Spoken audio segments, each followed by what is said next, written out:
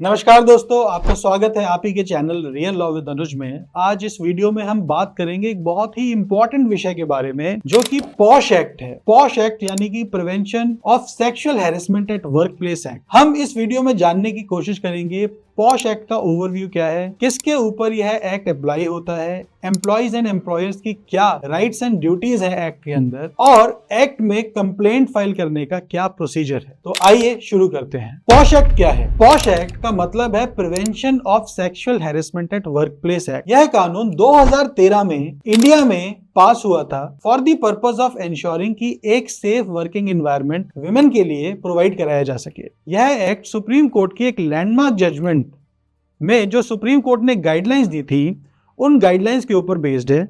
उन गाइडलाइंस को हम नॉर्मली विशाखा गाइडलाइंस के नाम से जानते हैं। पॉश एक्ट एक फ्रेमवर्क प्रोवाइड करता है प्रिवेंट, प्रोहिबिट और एड्रेस करने के लिए sexual harassment at work place. इस लॉ में सेक्सुअल हैरेसमेंट को ब्रॉडली डिफाइन किया गया है, जैसे physical advances, verbal comments, inappropriate material दिखाना और कोई भी अनवेलकम बिहेवियर जो एक होस्टाइल एनवायरनमेंट क्रिएट करता है विमेन के अगेंस्ट। यह एक्ट किसके ऊपर अप्लाई करता है? पॉश एक्ट एक इंक्लूसिव एक्ट है। यह अप्लाई करता है सभी एम्प्लॉइज के ऊपर, चाहे वह फुल टाइम हो या पार्ट टाइम हो या फिर इंटर्न्स हो। प्राइवेट और पब्लिक सेक्टर ऑर्गेनाइजेशन दोनों पर अप्लाई करता है। थर्ड पार्टी वेंडर्स या कंसल्टेंट जो भी ऑर्गेनाइजेशन के साथ इंटरेक्ट करते हैं, उन पर भी यह एक्ट अप्लाई करता है। और यह सिर्फ फिजिकल वर्कप्लेस तक लिमिटेड नहीं है। वर्क रिलेटेड एक्टिविटीज जैसे वर्चुअल मीटिंग, ऑफिस इवेंट्स और क्लाइंट विजिट भी इस एक्ट के अंदर आते हैं। पॉश एक्ट के मुताबिक कोई भी ऐसी ऑर्गेनाइजेशन जिसमें 10 से ज्यादा एम्प्लॉय हैं, उन्हें एक फ्रेमवर्क बनाना नेसेसरी है। वो फ्रेमवर्क क्या है,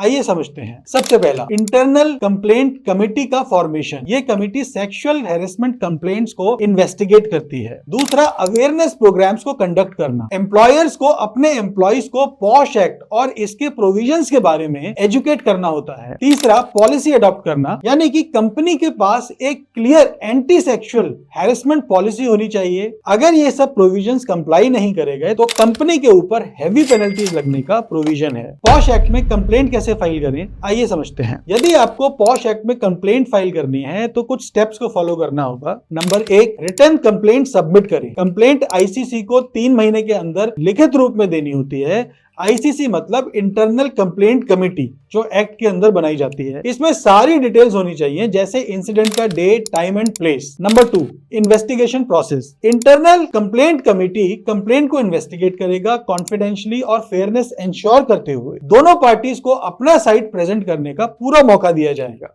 यदि किसी पार्टी को हियरिंग प्रॉपर नहीं मिलती है आईसीसी के सामने, तो उस सिचुएशन में इस प्रोसीडिंग को इनवैलिड भी डिक्लेयर कराया जा सकता है। Number 3, report and action. ICC यानी कि इंटरनल कंप्लेंट कमेटी की फाइंडिंग 90 दिनों के अंदर सबमिट करनी होगी और एविडेंस के बेसिस पर एप्रोप्रिएट एक्शन लेना होगा। एक्शन में यह भी कमेटी की ही ड्यूटी होगी कि वो मैटर को रिकमेंड करें एफआईआर रजिस्ट्रेशन करने के लिए। याद रखें, कंप्लेंट के अगेंस्ट किसी भी प्रकार का रिटेलिएशन स्ट्रिक्टली प्रोहिबिटेड है एक्ट के अंदर। पॉश एक्ट इसीलिए इंपॉर्टेंट है क्योंकि यह इंश्योर करता है एक सेफ और इंक्लूसिव वर्कप्लेस, सभी के लिए इक्वल अपॉर्चुनिटीज बिना डिस्क्रिमिनेशन के, कि ऑर्गेनाइजेशन अपने एम्प्लॉइज के लिए एक रिस्पेक्टफुल एनवायरनमेंट मेंटेन कर सके। अब आपको पॉश का एक बेसिक आइडिया मिल गया है। चाहे आप एम्प्लॉयर हो या एम्प्लॉय हो, अपने राइट्स एंड रिस्पॉन्सिबिलिटीज को समझना एक पहला स्टेप होता है एक बेटर वर्कप्लेस एनवायरनमेंट के लिए। अगर आपको यह वीडियो हेल्पफुल लगा हो तो इसे लाइक करना ना भूलें, और यदि आपने चैनल सब्सक्राइब नहीं किया है तो चैनल को सब्सक्राइब करना ना भूलें। नमस्कार, वंदे मातरम।